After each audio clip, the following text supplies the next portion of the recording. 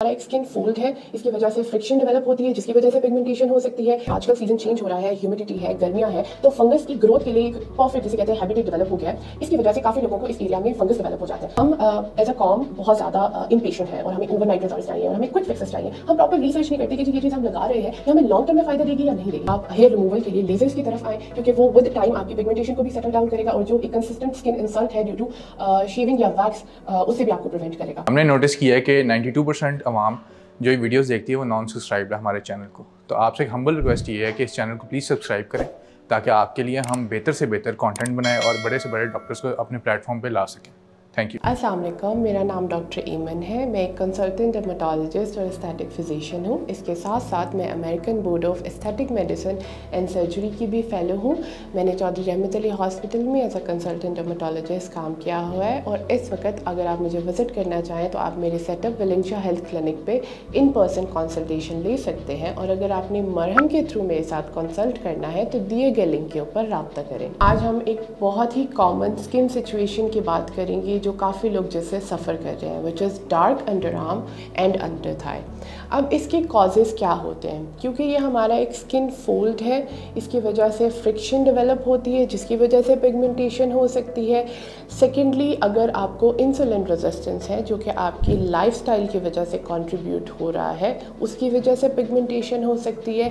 Thirdly, क्योंकि आजकल season change हो रहा है, ह्यूमिडिटी है, गर्मियाँ है, तो फंगस की ग्रोथ के लिए एक परफेक्ट जिसे कहते हैं हैबिटेट डेवलप हो गया है।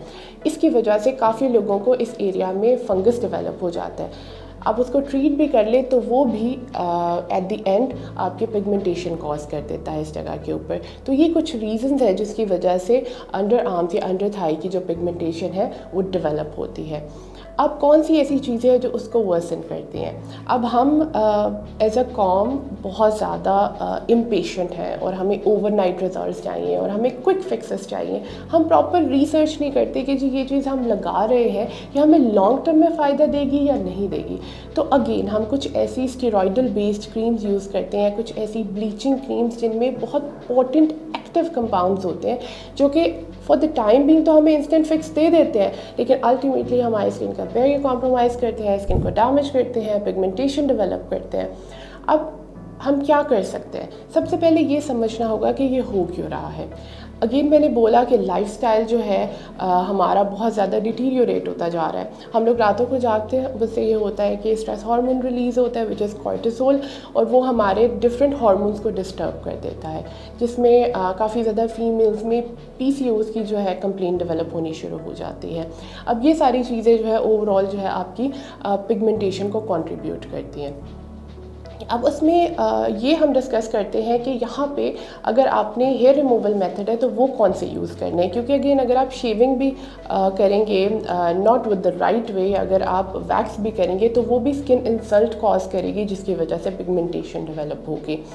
अब अगर हमने इसको ट्रीट करना है तो हम कैसे ट्रीट करें? सबसे पहले तो ये कि आप हेयर रिमूवल के लिए लेज़र्स की तरफ आएँ क्योंकि वो विद टाइम आपके पिगमेंटेशन को भी सेटल डाउन करेगा और जो एक कंसिस्टेंट स्किन इंसल्ट है ड्यू टू शेविंग या वैक्स उससे भी आपको प्रिवेंट करेगा।